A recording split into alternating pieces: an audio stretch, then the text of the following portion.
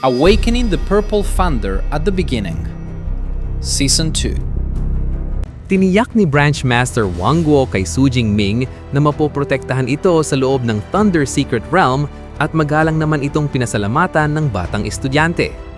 Huminahon ng madla dahil sa pag-aakalang tapos na ang gulo.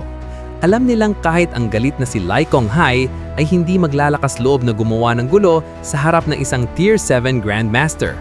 Gayunpaman, biglang kumilos ang isang nagbabalat kayong assassin mula sa mga miren. Sumugod siya ng may marahas na pagsabog ng madilim na pulang enerhiya at puwersang itinulak palayo ang mga nakapaligid. Isang dambuhalang pagsabog ng aura ang nagwasak sa kanyang balat kayo. Sa isang baliw na ekspresyon, ipinahayag ng umatake na siya si Bloodkill, isang Red Road Archbishop ng Heaven's Mandate Sect. Inanunsyo niya ang kanyang utos na lipulin ang Thunder Secret Realm at idineklara ang kamatayan ni Wang Guo at Su Jingming. Nagulat si Branch Master Wang Guo nang mabatid na ang kaharap nila ay isang nakapangangilabot na Tier 8 Grandmaster mula sa kilalang kulto. Malamig na tinitigan ni Bloodkill si Su Jingming. Kinikilala ang pambihirang potensyal nito, sinabi niya na ang isang Tier 3 high rank na ang lakas ay higit pa sa isang Peak Tier 4 ay maaaring maging isang Martial Saint. Ngunit estalisi kong idineklara na ang paglago ni Su Jingming ay magtatapos sa araw na ito. Nakangising tinuya ni Bloodkill ang batang henyo na tawagin ng Space-Time Grandmaster ng kanyang universidad para humingi ng tulong. Pinagtawanan niya ang ideya sa pag-aakalang masyadong malayo ang distansya para makapag-teleport ito at sumaklo. Hindi natanig sa banta, si Su Jingming ay tila bahagyang naiinis lamang. Pinuna niya ang kayabangan ng Tier 8 Grandmaster. Alam niyang minaliit ng assassin ng kakayahan ni Vice Principal Ling Shuang bilang isang S-rank space-time user.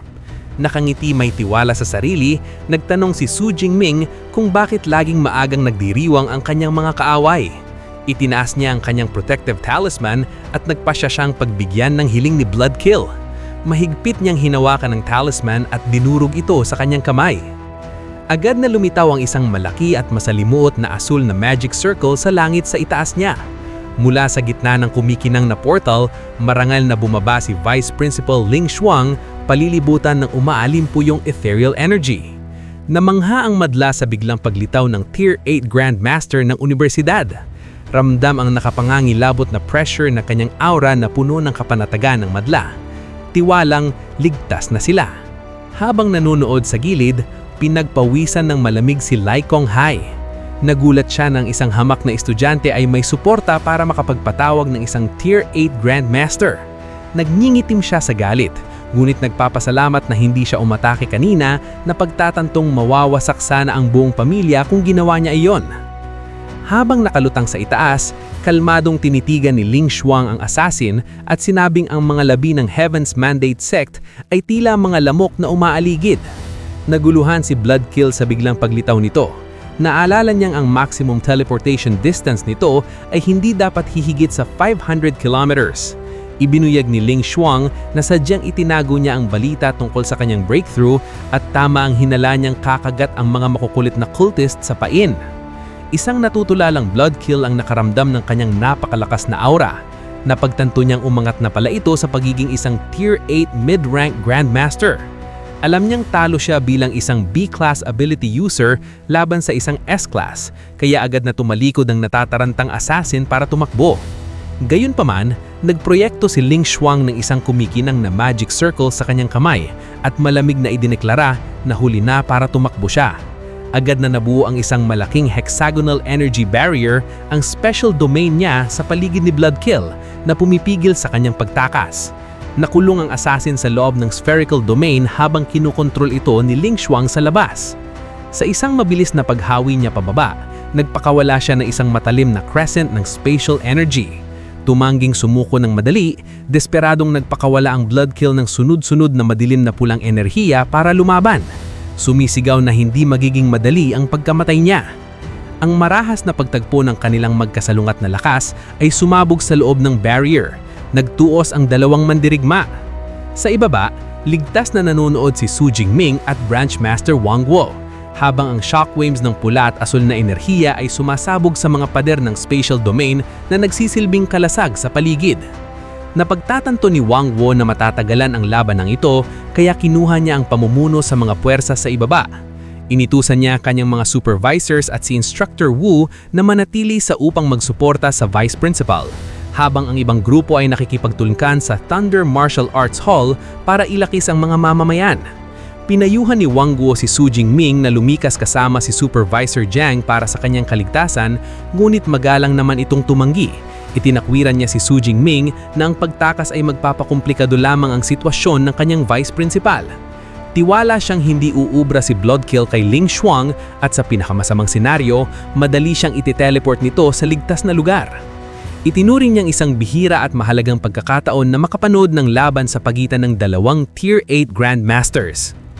Pagkaraan ng kalahating oras, natapos ang intensibong labanan. Marangal na lumapag si Ling Xuang sa wasak na lupa, nakatayo sa tapat ng bugbog at pagod na Bloodkill. Ubos ang lakas. Ang malubhang sugatang assassin ay bumagsak na pasubsob sa semento. Habang pinapanood ang bagsak na Grandmaster, naisip ni Su Jingming ang system. Nagtatanong kung gaano karaming ability points ang makukuha niya sa pagkamatay ng isang eksperto na nagsanay ng God's Blood secret art. Pero bago tayo magpatuloy, don't forget to smash that like button. Mag-subscribe ka na sa channel na to at i-on mo na rin ang notification bell para lagi kang updated sa mga solid na recap na tulad nito.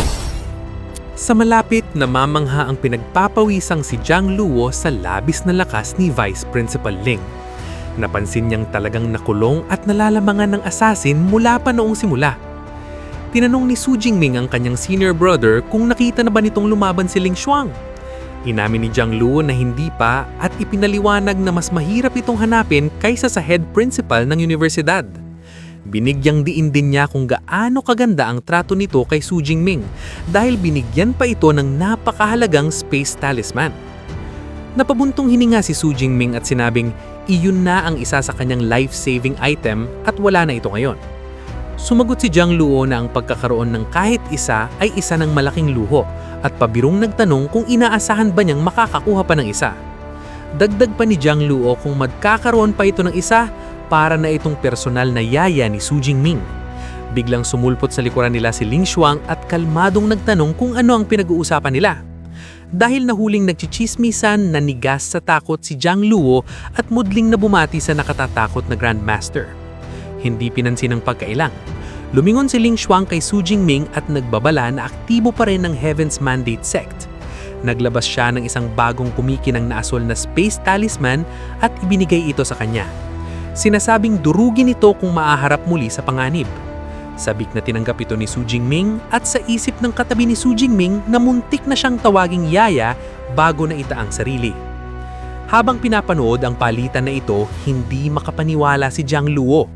Sa loob-loob niya ay sumisigaw siya dahil binigyan muli ito ng isa pang napakahalagang artifact na nagpapatunay ng kanyang biro na naging yaya na nga ito ni Su Jingming. Pagkatapos ay nilapitan ni Ling Xuang si Branch Master Wang Guo para sa mga utos pagkatapos ng bakbakan. Hiniling niya na panatilihing confidential ang tunay na detalye ng bakbakan. Sa halip, inutusan niya itong maglabas ng maling pahayag na nagsasabing malubha siyang nasugatan at pansamantalang hindi magagamit ang kanyang space-time abilities. Agad na sumang-ayon si Wang Guo sa plano.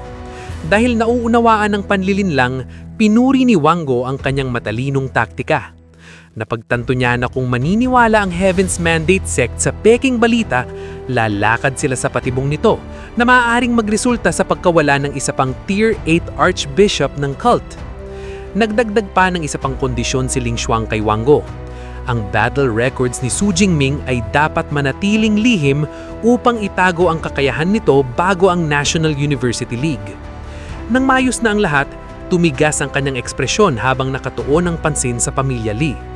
Kinundina niya ang mga aksyon ng pamilya Li at sinabing ang pagpatay para sa kayamanan at ang pagpapatahimik sa biktima ay mga krimeng hindi mapapatawaran. Maotoridad niyang itinanong kung nasaan ang pinuno ng pamilya na si Li Konghai. Agad na humakbang pasulong ang isang takot na Li Konghai. Pinagalitan siyang matindi ni Ling Xuang dahil sa pagpaparataya sa mga kriminal na gawain ng kanyang mga anak at idineklara na ang kanya mismong pagtatangkang pumatay ng estudyante ay isang malubhang paglabag. Bilang parusa, Hinatulan niya ito ng 20 years na pagkakabilanggo at tinanong kung tatanggapin nito ang kanyang hatol. Kitang-kita ang paggabigla ni Lee Kong-hae. Namutla ang kanyang mukha sa haba ng 20 years na sentensya. Alam niyang wala siyang lakas na lumaban sa isang Tier 8 Grandmaster. Kaya lumuhod siya, yumuko at tinanggap ang kanyang parusa. Nagbulong-bulungan ng mga miro na tungkol sa mabigat na hatol. Habang ang ilan ay nagkokomento sa pagiging maprotektibo ng universidad, ang iba naman ay nagsasabing ang pamilya mismo ang nagdala ng kapahamukan sa kanilang sarili. Pinanood ni Wang Guo ang wasak na pinuno ng pamilya at napatunayan na husto na ang pamilya Lee. Pagkatapos ng harapin ng pamilya Lee, pinayuhan ni Ling Xuang na manatiling mapagmatsyag dahil maaaring targetin siya muli ng Heaven's Mandate sect. Sinamantala ang tila magandang mood nito, may pagbibirong nagtanong si Su Jingming kung may paboribaw siyang matatanggap sa matagumpay niyang pag-akto bilang pain. Muli na namang napasigaw sa isip ni Zhang Luo ng sobrang sagulat. Namamangha sa lakas ng kanyang junior brother na humingi ng paboriba sa isang Tier 8 Grandmaster. Sa gulat ni Zhang Luo, hindi nagalit si Ling Xuang. Sa halip, huminto ito at kalmadong nagtanong kung ano ang paboribang gusto niya, na lalong ikinalito ni Zhang Luo dahil mukhang seryoso nitong pinag-iisipan ang kanyang hiling. Nang mapagtantong sineryoso siya nito, ngumiti si Su Jingming at ikinaway-kaway ang kanyang mga kamay. Ipinaliliwanag na nagbibiro lamang siya.